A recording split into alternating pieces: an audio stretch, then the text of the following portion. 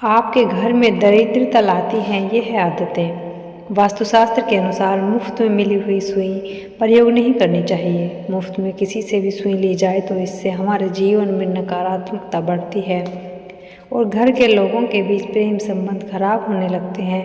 यह आपके दाम्पत्य जीवन को भी प्रभावित करने के साथ साथ आर्थिक स्थिति को भी खराब करती है।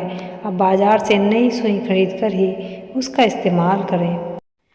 हमें मुफ्त में मिले हुए रुमाल का भी प्रयोग नहीं करना चाहिए। ऐसा करने से लोगों के बीच मनमुटाव हो जाता है, आपस में अनबन बढ़ जाती है, आपस में लड़ाई झगड़ा बढ़ जाता है और लोगों के आपसी संबंध खराब हो जाते हैं। इसलिए नहीं तो हमें रुमाल किसी को देना चाहिए और नहीं किसी से मांगकर हमें इस्तेमाल करना चाहिए।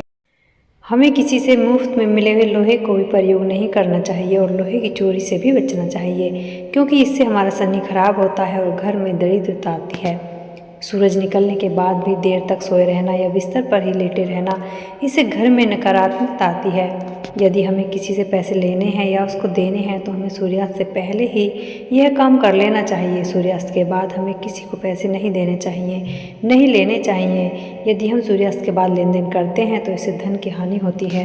रात के समय हमें अपनी रसोई में जूठे बर्तन नहीं छोड़ने चाहिए और हमें रसोई को गंदा भी नहीं रखना चाहिए।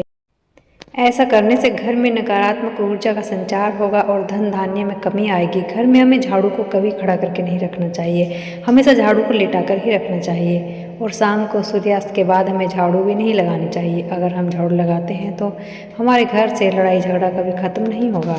घर के मुख्य द्वार पर हमेशा रोशनी करके ही रखना चाहिए। ऐसा करने से आपके काम बनने लगते हैं और आपको सफलता मिलने लगती है। घर में जूते चप्पल इधर उधर नहीं डालने चाहिए, उनको एक जगह पर ही रखना चाहिए। बाथरूम में बाल्टी हमेशा भरकर ही रखनी चाहिए। ऐसा करने से सकारात्मक ऊर्जा का प्रवेश होता है।